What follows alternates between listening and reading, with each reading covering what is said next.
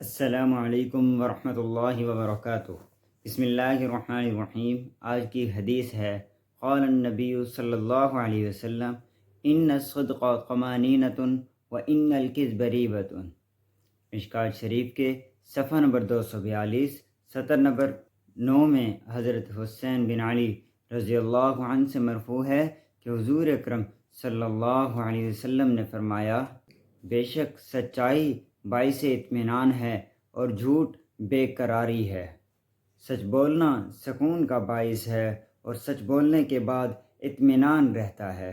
جھوٹ بولنے کے بعد بے قراری ہی بے قراری رہتی ہے، اور اگر ایک جھوٹ بول لیا جائے تو اس کو چھپانے کے لیے کئی جھوٹ اور بولنے پڑتے ہیں۔ سچائی اور جھوٹ جس طرح اقوال میں ہوتے ہیں اسی طرح افعال میں بھی ہوتے ہیں۔ اب اس کا مطلب میں آپ کو سمجھاتا ہوں۔ اقوال یعنی کہ ہم بولنے سے جس طرح سچ اور جھوٹ بولتے ہیں، زبان سے جو کلمات ادا کرتے ہیں ان کو اقوال کہتے ہیں۔ اسی طرح افعال ان چیزوں کو کہتے ہیں جو ہم اپنے ہاتھوں سے خود کرتے ہیں، کوئی کام کرتے ہیں تو وہ افعال میں آتا ہے۔ یعنی کسی کام پر شک ہو تو اسے چھوڑ دینا چاہیے۔ اگر آپ کو دلی اطمینان ہو کہ اس کام میں کوئی گناہ نہیں ہے تو آپ اس کام کو جاری و ساری رکھ سکتے ہیں۔ یعنی جس کام میں شک نہ ہو تو اسے اختیار کر لینا چاہیے، اور جس کام میں آپ کو اطمینان نہ ہو رہا ہو، شک ہو رہا ہو کہ آیا یہ گناہ ہے، کیونکہ سب سے بڑا جو مفتی ہے وہ آپ کا اپنا دل ہوتا ہے، وہ بتا دیتا ہے کیا یہ کام شریعت کے مطابق ہے یا شریعت کے خلاف ہے۔ اگر یہ کام کرنے سے پہلے آپ کا دلی اطمینان مکمل نہیں ہے تو آپ اس کام کو چھوڑ دیں۔ سچ بولنا شریعت پر عمل کرنا ہے، اور جو انسان شریعت پر عمل کرتا ہے وہ ہمیشہ مطمئن رہتا ہے۔ آپ کو سچ بولنا اسی طرح ضروری ہے کہ اگر آپ کسی ظالم جابر بادشاہ کے سامنے بھی کھڑے ہوں تو آپ اس کے سامنے بھی سچ اور حق کی بات کریں۔ اگر آپ جھوٹ بولیں گے ایک تو آپ کو اطمینان نہیں ہوگا، اس جھوٹ پر آپ کو 10 جھوٹ اور بولنے پڑیں گے۔ دوسرا یہ ہے کہ سب سے بڑا جہاد، افضل جہاد بھی اسی کو کہا گیا ہے۔ پیچھے حدیث میں نے آپ کو بتایا تھا کہ افضل جہاد وہ ہے کہ آپ کسی ظالم جابر بادشاہ کے سامنے سچ اور حق کی بات کریں، کیونکہ یہ ایک بہت بڑی مشکل بات ہوتی ہے کہ آپ کسی جابر اور ظالم بادشاہ کے سامنے سچ بول رہے ہیں۔ آپ کو پتہ ہے اس سچ کے بعد آپ کو سزا بھی مل سکتی ہے، اس سچ کے بعد آپ کو نقصان بھی پہنچ سکتا ہے، اس سچ کے بعد آپ کو ملک بدر بھی کر دیا جا سکتا ہے، اس سچ کے بعد ہو سکتا ہے آپ کو دنیا سے ہی آخرت کی طرف رواں دواں کر دیا جائے۔ تو یہ بہت مشکل کام ہوتا ہے کہ ایک ظالم بادشاہ کے سامنے آپ سچ بولیں، پھر لیکن آپ اللہ تعالیٰ کے ہاں مطمئن ہوتے ہیں۔ ہو سکتا ہے آپ کا دنیاوی یہ نقصان تو ہو لیکن آخرت میں اس کا فائدہ آپ کی بخشش کا ذریعہ بن جائے۔ جہاں جھوٹ جائز بھی ہے تو وہ بصورت توریہ جائز ہے۔ توریہ کسے کہتے ہیں؟ یہ عام عوام کو کسی کو معلوم نہیں ہے کہ جھوٹ بولنا کہاں کس طرح جائز ہے۔ وہ یہ ہے بصورت توریہ۔ توریہ جو ہے بیسیکلی ایک ایسے افعال فعل کو کہتے ہیں جس میں آپ کسی کو کہیں، کسی کے ایک جیسے نام ہوتے ہیں، کہ کسی کا نام محمد ہے، آپ کے کئی دو دوستوں کا نام محمد ہے، آپ سے کسی تیسرے دوست نے سوال کیا ہے کہ آپ کہاں ہیں۔ اب آپ محمد، چھوٹے والے محمد یا بڑے والے، آج کل اس طرح سے نام رکھ لیا جاتا ہے، تو آپ کسی کے گھر بھی بیٹھے ہیں، آپ اسے نہیں بتانا چاہ رہے کہ میں دوسرے محمد کے گھر ہوں، بڑے والے، آپ چھوٹے والے کے گھر، بڑے والے کے گھر بیٹھے ہیں، تو آپ نے صرف اتنا کہہ دیا کہ میں محمد کے گھر ہوں۔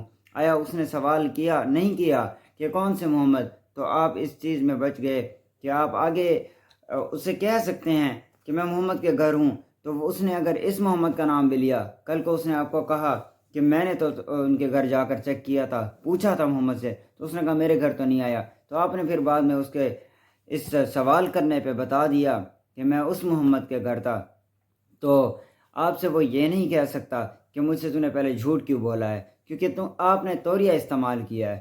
توریہ حضرت ابوبکر صدیق رضی اللہ عنہ نے بھی استعمال کیا تھا۔ وہاں جان کا مسئلہ تھا، جان جاتی تھی، وہاں جھوٹ بولنا جائز تھا۔ جھوٹ بولنا ایسی جگہوں پر بھی جائز ہے جہاں آپ کی جان جاتی ہو، جہاں بھوک سے جان جاتی ہو، تو جہاں کوئی دشمن کا ڈر ہو، یہاں بھی جھوٹ بولنا جائز ہے۔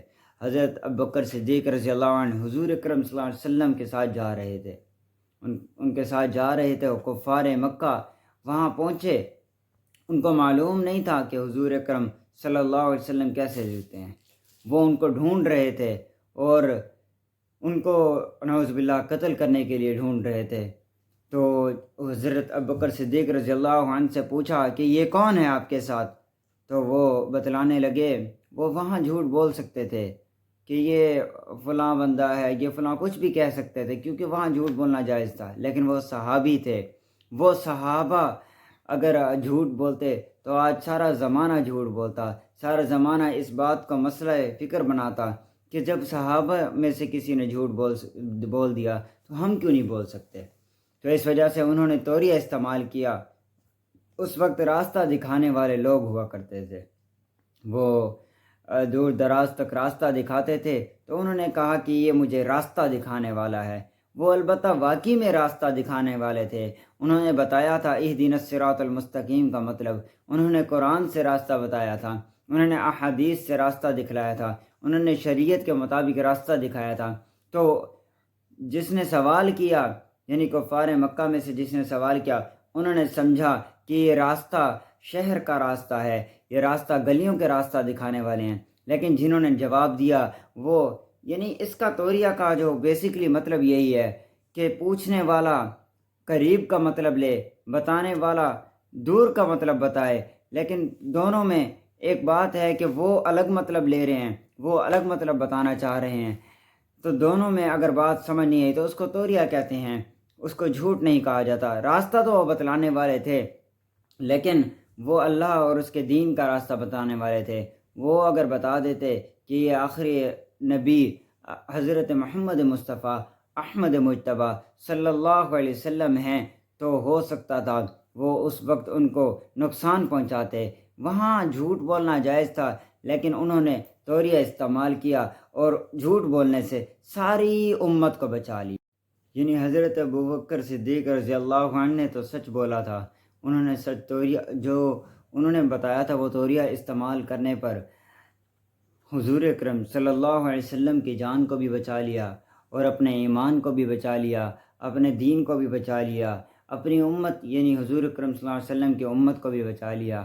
وہ پہلے خلیفہ حضرت ابوبکر صدیق رضی اللہ عنہ حضور اکرم صلی اللہ علیہ وسلم کا خیال رکھا کرتے تھے، انہوں نے ان کا خیال رکھنے کے ساتھ ساتھ شریعت کا، دین کا، ایمان کا، اسلام کا اور ہم سب کی جانوں کا بھی جھوٹ سے خیال رکھا۔ اللہ تعالی ہم سب کو عمل کی توفیق عطا فرمائے۔ وآخر دعواہم ان الحمد للہ رب العالمین۔ السلام علیکم ورحمۃ اللہ وبرکاتہ۔